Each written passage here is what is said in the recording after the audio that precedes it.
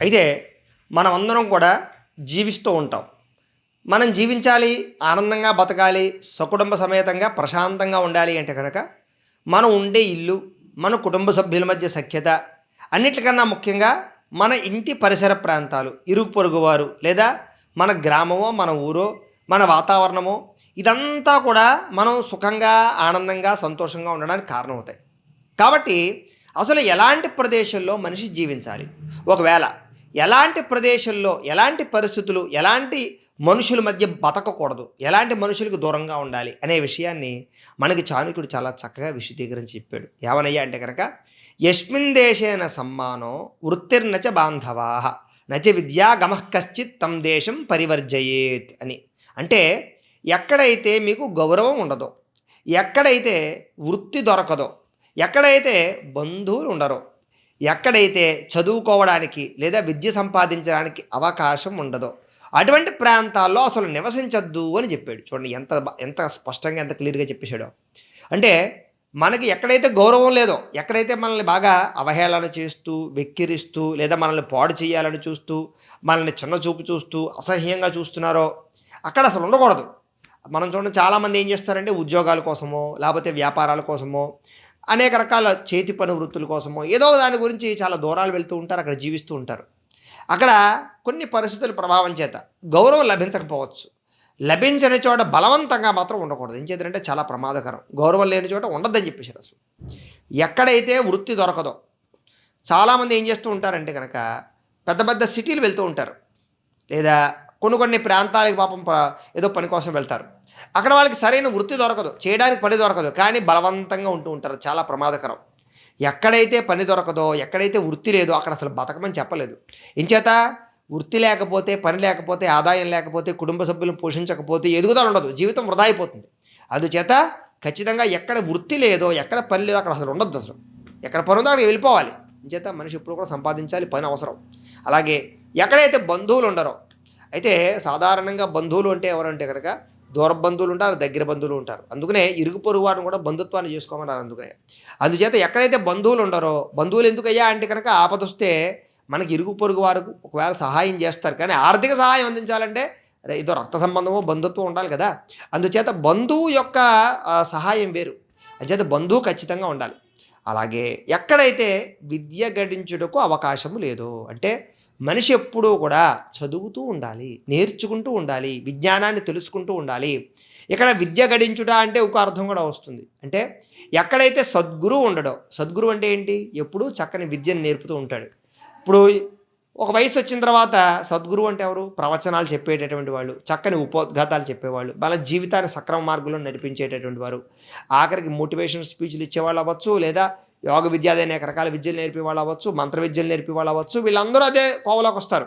కాబట్టి మనిషికి ఎక్కడైతే విద్య దొరకదో, విద్య గడించడానికి అవకాశం లేదు, తెలుసుకుని జ్ఞానవంతులు అవడానికి అవకాశం లేదో అక్కడ కూడా బతకద్దని చెప్పేశారు అంత స్పష్టంగా. అంటే దీన్ని బట్టి మనకు అర్థం అవ్వాల్సింది ఏంటి? ఆనందంగా బతకాలి అంటే కనుక ఎక్కడైతే గౌరవం ఉందో అక్కడ, ఎక్కడ ఎప్పుడు పని ఉంటుందో, మనకి చేతి పని ఉంటుందో అక్కడ, వృత్తి ఉంటుందో అక్కడ, అలాగే ఎక్కడైతే బంధువులు ఉంటారో అక్కడ, ఎక్కడైతే చదువుకోవడానికి, విద్య నేర్చుకోవడానికి అవకాశం ఉంటుందో అక్కడ బతకాలట మనం అందరం కూడా.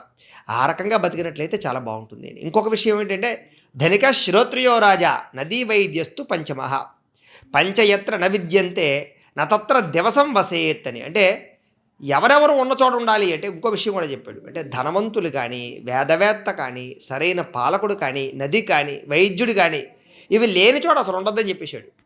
ఎవరు అంటే ధనవంతుడు. ఇప్పుడు కూడా డబ్బును వాళ్ళకి దగ్గరగా ఉండాలట. కారణం ఏంటండి? ఎప్పుడైనా మనకు అప్పు కావాలంటే ఇవ్వాలి కదా, ఏదైనా సమస్య వస్తే ఆదుకోవాలి కదా. అందుచేత డబ్బున్న వాళ్ళు ఉన్న చోట ఉండాలట. అలాగే వేదవేత్త అంటే వేద విద్యను అభ్యసించేవాడు కానీ, ధర్మాన్ని చెప్పేవాడు కానీ, ధర్మాన్ని ఆచరించేవాడు కానీ, సత్పురుషుడు కానీ, సత్ప్రవర్తన కలిగినటువంటి వాడి యొక్క పరిసర ప్రాంతాల్లో ఉండాలట. అలాగే సరైన పాలకుడు. ఒకవేళ నాయకుడు కనుక సరిగ్గా పాలించేవాడు కాదనుకోండి, ఆ ప్రాంతంలో ఉంటే చాలా ప్రమాదకరం. చేత చాలా ఇబ్బందులు పడుతూ ఉంటాం. అంటే ఏదో సొంత ఇల్లు అమ్మేసుకుని పారిపోమని అర్థం కాదు అక్కడ. అంటే సరైన పాలకుడు లేని ప్రాంతాలలోకి మనం వెళ్ళకూడదు అసలు, కొత్తగా వెళ్ళాలంటే కనుక. ఫర్ ఎగ్జాంపుల్గా ఉందండి, ఎక్కడికో మనం వలస వెళ్ళాలి.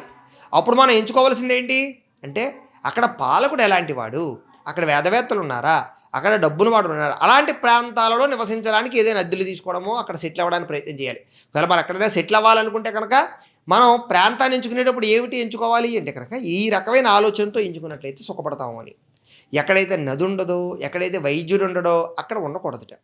ఇంచేత ఎప్పుడు కూడా నది చాలా అవసరం. నది 2 రకాల కారణం. ఒకటి మనకి తాగునీరు ఇవ్వడానికి, 2 అనేక రకాల ప్రయోజనాలకి నది చాలా అవసరం. కాబట్టి ఇవన్నీ ఉన్న ప్రాంతంలో నివసించడానికి ప్రయత్నం చేయాలి. అలాగే వైద్యుడు ఎప్పుడు కూడా ప్రాణాపాయ పరిస్థితి ఎప్పుడు వస్తుందో తెలియదు. అంచేత ఎప్పుడు అందుబాటులో వైద్యుడు ఉన్నటువంటి ప్రాంతాన్ని ఎంచుకోవాలి. అంటే దీన్ని బట్టి చాణక్యుడు ఏం చెప్తున్నాడయ్యా అంటే కనుక మనం ఒకవేళ ఎక్కడికైనా వెళ్ళాలన్నా, నివసించాలన్నా, స్థిరత్వాన్ని ఏర్పాటు చేసుకోవాలన్నా, అంటే ఇల్లు కొనుక్కోవాలనుకుంటున్నాం మనం ఎక్కడో ఒక ఊళ్ళో, అప్పుడు ఏం చేయాలంటే ఈ కొన్ని కోణాలు ఆలోచించాలి. ఏంటి?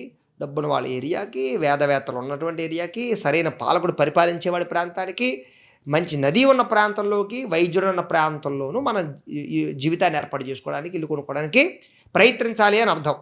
అలాగే లోకయాత్ర భయం లజ్జ దాక్షిణ్యం త్యాగశీలత పంచయత్ర నవిద్యంతే నకుర్యాత తత్ర సంస్థితం అని. అంటే జీవితం గడవడం కొంచెం దండంగా కానీ, భయంగా కానీ, లేదా కొంచెం చెడు పనులు చేయడానికి కొంచెం సిగ్గుపడడం కానీ, అనేక రకాల పనులు కొంచెం విచిత్రంగా ఉండేటటువంటి వాతావరణంలో ఉండడం కానీ, త్యాగబుద్ధి, ఈ 5 గుణాలు ఎక్కడైతే ఉండవో అక్కడ కూడా ఉండడం మంచిది కాదుట. అంటే జీవితం గడవడం చాలా ఇబ్బంది పడిపోవాలి. అక్కడ మనం ఎంత కష్టపడినా పెద్ద డబ్బులు రావటం లేదు.